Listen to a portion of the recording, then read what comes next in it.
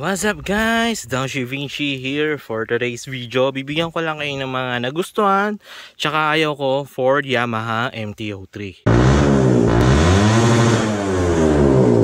Kung matagal na kayo sa channel ko guys, mapapansin nyo may mga ganito akong ginagawa ng mga content. Like yung mga motorcycle ko, sinasabi ko sa inyo kung ano yung mga nagustuhan tsaka ayaw ko. Kasi ang purpose ko guys, para magkaroon kayo ng idea anong possible nyo may experience or magkaroon kayo ng impression. Especially if you're planning to buy this kind of bike, itong Yamaha MT-03. Anyway guys, simulan natin ang vlog na to kung ano yung mga nagustuhan ko sa Yamaha MT-03. Umpisahan natin sa kanyang handling. This bike is designed for city riding, long ride, or versatile bike for me kasi naked bike siya. Sinabing naked, ito yung mga bikes or motorcycle na konti lang yung fairings. Mapapansin nyo, expose yung makina tsaka yung handlebar niya nasa mataas yung kanyang handlebar compare sa mga sports bike na mababa yung handlebar. Anyway, kaya ako nagustuhan tong bike na to dahil yung handling niya na napaka-versatile. Pwede siyang pang long ride, pwede siyang pang city ride, and syempre, pwede rin siyang pang cornering. Kaya yun, ginagamit ko nitong bike na to, hindi lang sa mga ganung purposes, kundi pang cornering din. Kaya yan yung isang sa mga nagustuhan ko sa Yamaha MT-03. Next na nagustuhan ko sa bike na to, yung kanyang suspension. Stock suspension lang to guys. Stock yung play ng front, and syempre yung likod stock din. Pero yung likod, pwede mong ma-adjust sa mas matigas or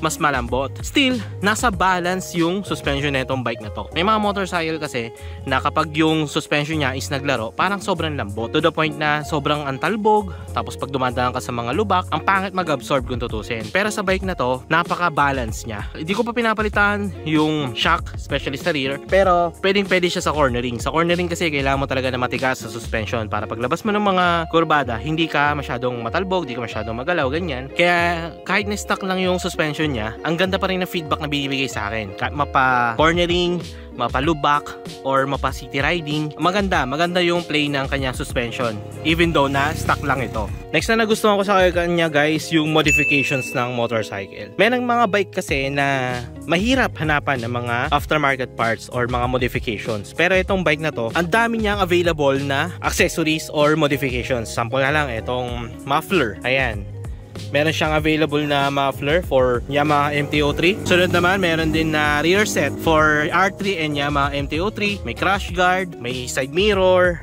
may brake master, RCB brake master. Ito pa, may visor, yung mags. Ayan, aftermarket na rin yung mags niya guys. Yung taillight, aftermarket na rin yung taillight na yan.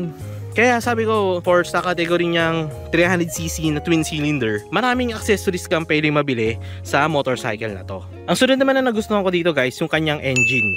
Specifically, yung response ng kanyang makina. Yes, it's a 320cc twin cylinder motorcycle. Pero yung response ng throttle, hindi siya ganun ka-aggressive. For me, pwede to sa mga beginner riders. As long as na marunong ka mag-clutch, as long as na nakatikim ka ng 150cc na motorcycle, in my humble opinion, kayang-kaya mong dalhin tong motorcycle na to. Kasi hindi ganun talaga ka-aggressive yung kanyang engine response. Napaka-smooth. Kung kailangan mo mag-overtake, bibigyan ka niya.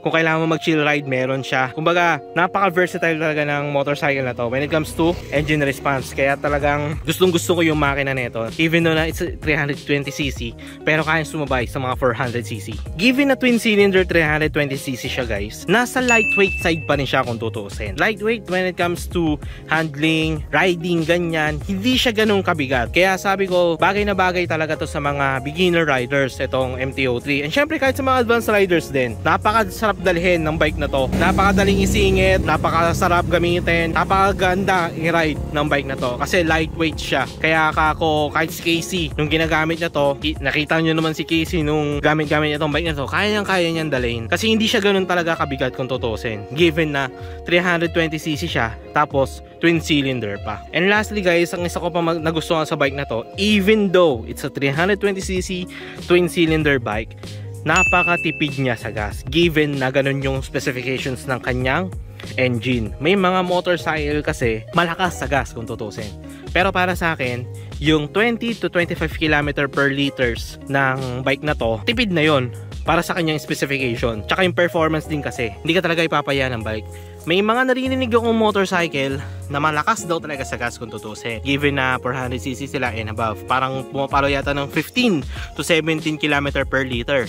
Compared dito sa bike na to, yes, 320cc siya. Pero yung performance niya naman, parang pang 400 na din. Kaya yung fuel consumption nito, given na twin cylinder siya, para sa akin, matipid yon.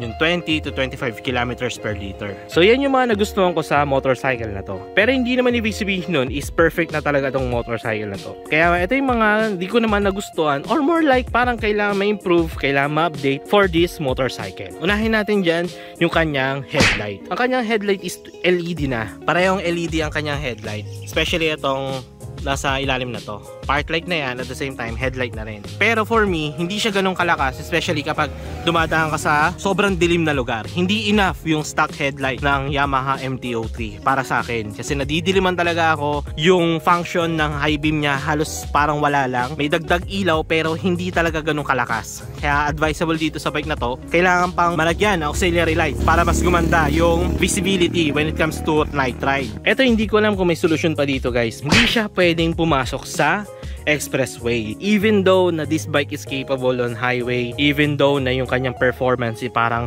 400cc na rin, hindi pa rin siya pwedeng pumasok ng expressway dahil sa batas natin. Although, kung ako talaga papipiliin guys, capable na tong bike na to. Pwede na to sa expressway, kaya niya nang i-handle yung expressway. Yun nga lang talaga, since ang batas natin is 400cc and above lang ang pwedeng pumasok sa expressway, this bike hindi pwedeng pumasok doon. Ganun pa man, marami pa rin naman bumibili ng bike na to, tulad ko, kaya ako siya binili kasi gusto ko yung kanyang handling, gusto ko yung kanyang power. Sayang lang hindi pa siya pwede sa expressway. Eto guys, nitpick lang naman to. Hindi naman lahat ng ganito rin yung na-experience. Pero based sa aking bike and sa mga nakakausap ko regarding sa motorcycle nila, kapag dumadaan sa basang kalsada, sobrang abot yung tubig dito sa passenger.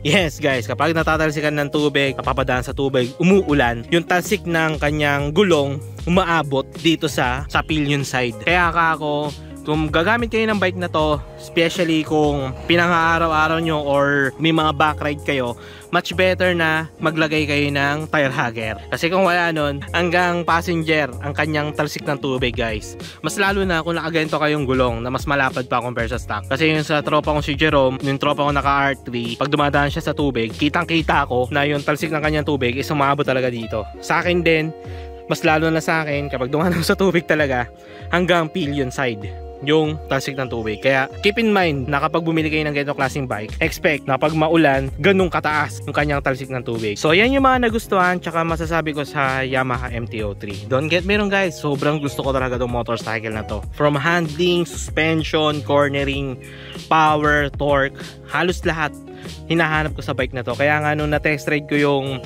MT-03 ni Joseph, na tropa ni Ian, naka MT-03 din siya, sabi ko, dito ako comfortable, dalan-dala ko tong bike na to. Naka-design na talaga para sa akin yung motorcycle na to. Kaya ako, ang sunod ko na upgrade is ganito, which is MT-03, Yamaha MT-03. Yun nga lang, may mga kailangan ma-improve. Pero madali naman solusyonan yung mga yun. Like for example, lagay na lang kayo ng driving light.